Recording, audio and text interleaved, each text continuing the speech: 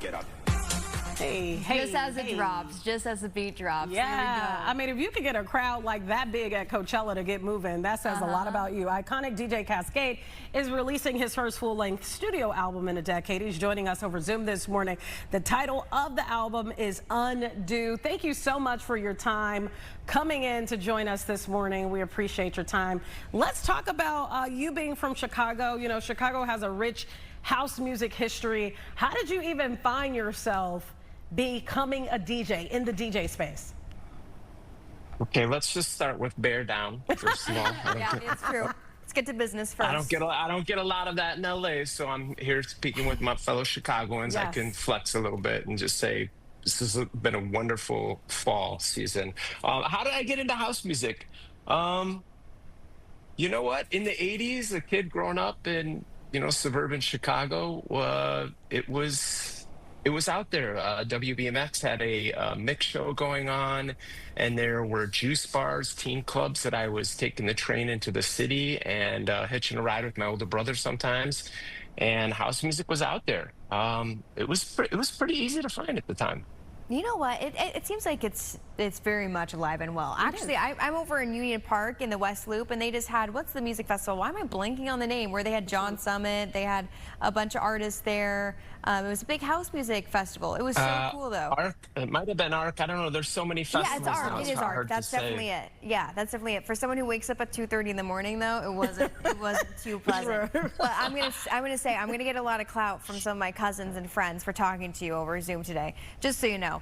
Let's talk about your new album, though. The release of Undo, but it's spelled U-N-D-U-X. You can see it at the bottom there. How is it different? Is there a different style with this one? Yeah, I mean, listen, I think this is my 12th studio album. I've kind of lost count, and there's some controversy there because I've done some holiday albums. Do we include that? I've done a lot of compilations over the year, but this is my 12th artist album. And I think with each iteration in each album, stylistically, it's impossible to stay the same. You can't write the same song twice, right? So, I'm older, wiser, hopefully. And yeah, writing about the things in my life. So it's constantly changing. And I think sound design too, sonically, it sounds different than, my first album, which was over 20 years ago. Yeah, because I was looking at, looking up, Undo and some of the research on you, and it sounds like some of your music, is somewhat, dancey, I guess, for lack of better terms, but this one's maybe straying away from that a little bit. Would you agree? Yeah, I think listen, when you sit down to write an album, in my experience, the way it works for me is write a bunch of songs, and certainly there's those moments that kind of you extract it, and that's the single. The first single was called Dancer. It's a very, whatever works in my sets and my shows, at 2 o'clock in the morning, I can thump it out and it works and people want to dance to it. But I think what's cool about the artist album is just that there can be these quiet moments on there, and that's okay. Not everything's got to be, cranked up to 10. And I think that's why I enjoy the process. I kind of stepped away from it for a while, just because the way people consume music has changed a lot over the last 20 years. I've seen a lot of changes in the industry, but I think once streaming became more popular, I was like, oh, people don't want albums anymore. They want to make playlists. And I felt like over these last 2-3 years, like people have gone back to appreciating albums again. So I was like, all right, it's time. So I'm looking at your album now, and I looked at it earlier, and I saw that 4 songs have already been released. When will the other 10 songs be released? December 4th or 5th, whatever that Friday is. Yeah, so yeah, December that 4th. First week of December, an early Christmas present or holiday present if we're out there, those celebrating. Let me ask you, how do you keep, because I was looking at that crowd in Coachella, obviously you could say a younger crowd in some respects. How do you keep so many different age groups engaged? You said that this new album is, kind of like your older self in a way. How do you keep so many different fans of so many different age groups tuned into your music? Well, I think just naturally house music is out there, and it's geared towards and set up for a younger audience, period. So that just naturally kind of happens. Like you said, a lot of these kids are going out, in the middle of the night or early morning. So I think they're finding it that way, by going out to these concerts or venues or festivals. And then I think there's a lot of fans that have been with me for the last, 25 years since those early songs that I wrote about my life in Chicago. And they've stayed with me. It's pretty insane. I mean, I meet people and they're like, "Oh my gosh, we went to a show before we had kids. Now we're married and have 3 kids. We met at your show 15 years ago or whatever." So it's great to hear those stories. That is so cool. And you're headlining Coachella in 2026, right? I am. Very exciting. I'm already working on the show. Coachella is a massive undertaking. And it's been 11 years since I've been back there kind of officially as Kaskade. I did a back-to-back with Idris Elba last year, kind of a collaborative effort that was super fun. But yeah, as a solo act, I haven't been back in, 11 years. I gotta ask you this because I'm always the wild card, and I always ask this question to our entertainers that come on the show. What is the craziest thing? You've been doing this for 20 plus years. What is the craziest thing that has ever happened to you while in this entertainment space? Oh my gosh. I know. I mean, I've been on the road for over 25 years and have played something close to 5,000 shows. The craziest stuff, we'd probably have to go off the air and I could secretly Give tell us them in your PG ear. version.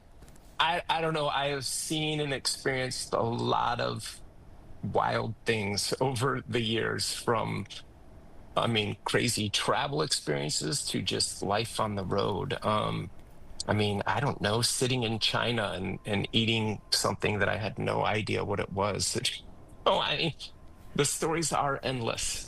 We had Kanye's manager on the show, and he talked about how Kanye had a performance in one country and literally had to flee because they got into it with the mob. It was a wild story. So we have heard some pretty crazy stories on the show. That's happened to me numerous times. That's yes. happened to you too? Oh yeah. Give us That's a one very instance. real thing when you're life on the road, because some of these other, countries that aren't as developed as ours, to play big entertainers, there's quite a bit of a risk there that you can be kidnapped. And traveling with when you're flanked with like 20 guards down in Brazil playing, to over 1 million people, it can be overwhelming and scary. Wow. But Yeah, I I believe mean, it. even looking at the video right now, right? Like, that seems super overwhelming to me. Are you ever up there and you're like, man, this is just too much? Or is it never too much for you? No, I'm the opposite. I think it's always too much. I think I've lived a life that is actually quite unbelievable. And when I sit and tell stories to friends, they just are like, "This is unreal." And I'm like, "It is." There are so many times that I've been on stage and kind of have to like look around and be like, "This is really happening? This is outrageous." I've played. Yeah, that time I played in Brazil, there was well over 1 million people in the audience, and it was overwhelming. Scenes like that are just right there. That's on the screen. That's SoFi Stadium. I was the first musical act to play that venue, which was, to an audience of, I don't know, I think that was 35 or 40,000 people here in Los Angeles. It's an unbelievable moment in my career. Even looking at the footage, it's unbelievable to me that I was actually standing there doing that. Have you thought about doing a documentary or, putting out something about your life and the story that you have? I'm currently filming a documentary. We'll see if it actually happens. I've filmed a lot of my life, and with where we're at in these times, so much of it goes on social media, and I'm in charge of how I market and put my things out there. So we'll see what comes of that. I can remember, 20 years ago when reality TV kind of first came online, a bunch of people were hitting me up, and I'm like, oh my gosh, I can't handle another layer of absurdity in my life. No, thank you. Okay, so we came up with a game. It's for you. It's called Chicago Music This or That. You ready? Don't get in trouble, okay? It's not going to be that hard, hopefully. It's not hard. Okay, so here's the first question. You got to pick somebody, okay? Kanye West or Chance the Rapper? Kanye West or Chance the Rapper? Oh my gosh, you're gonna make me pick between those two legends? You got to pick somebody. Icons. I'm a Kanye stan, but I love Chance. Chance, I love you, dude. Okay. Okay. The next one I'm not even going to ask because that one's it's house music or step in. Yeah, I mean, we already know that. That's pretty. Okay, how about Sam Cooke or Curtis Mayfield? I'll go Curtis. Okay. Lupe Fiasco or Common? Man, you guys are really with the tough stuff. And we can't move on until you answer it. I love both those guys, and Lupe's been very supportive and cool to me. But I mean, come on, Common with this acting career now, like this guy, I just like every time I see him on the screen, I'm like, yeah, I love that guy. He's a Chicago dude. You know? Okay, so Common is who you're going with. Got it? Okay, drill or R&B? Yeah. What was that? Drill or R&B?